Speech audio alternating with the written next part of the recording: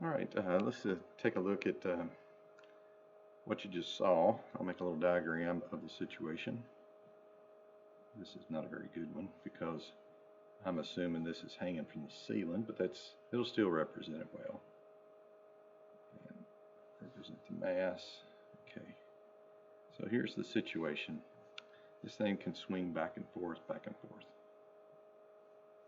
That's what it's doing. Let's call this a simple pendulum.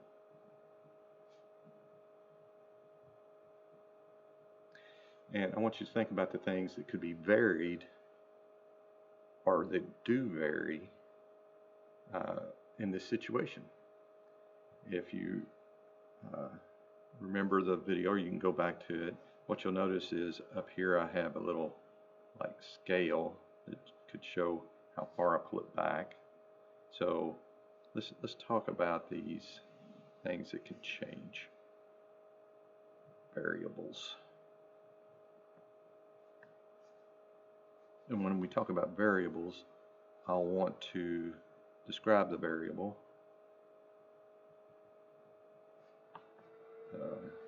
Then I want a symbol because I don't want to write out those words all the time. And then I want to know what kind of units I'm going to measure that variable in. Okay. So the first one I talked about was how far I could pull it back. That we'll call amplitude. Okay, and let's give it the symbol A. And in this case, it's measured off in degrees.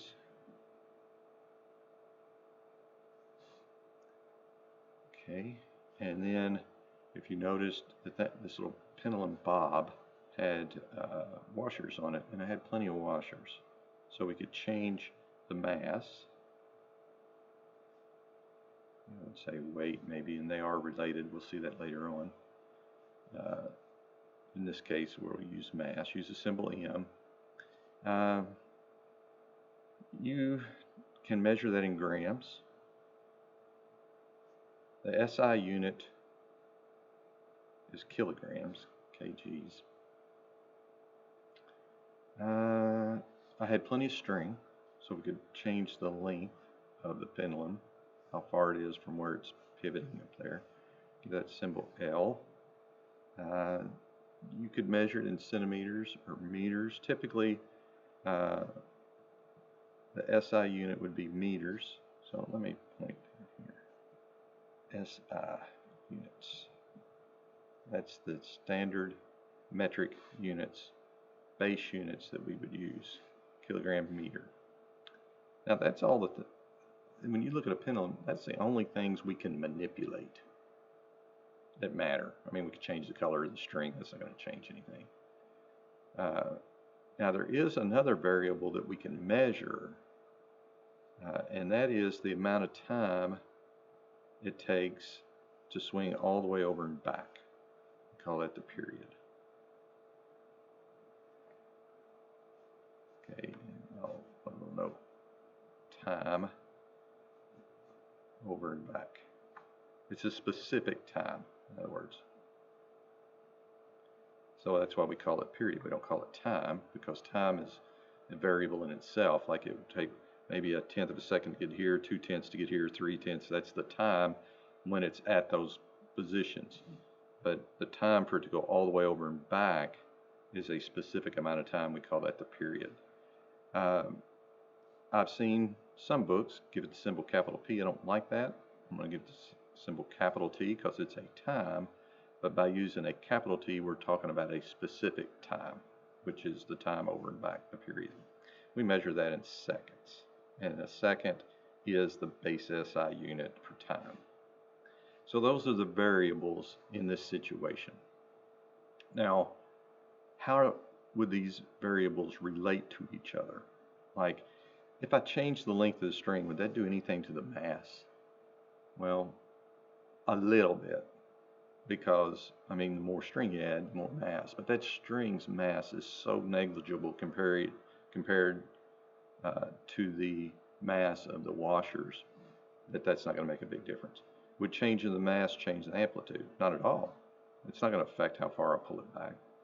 So when we look at these variables and which could affect each other, we would see that, we would think anyway, that the period would depend on the amplitude. So I'm going to say period versus amplitude. In other words, the further I pull it back, the longer it's going to take to swing over and back. That just makes sense.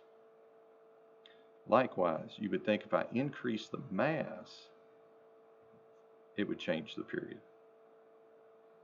Because the more mass that's on there, the harder gravity is going to pull on it, and you think that would speed it up, maybe.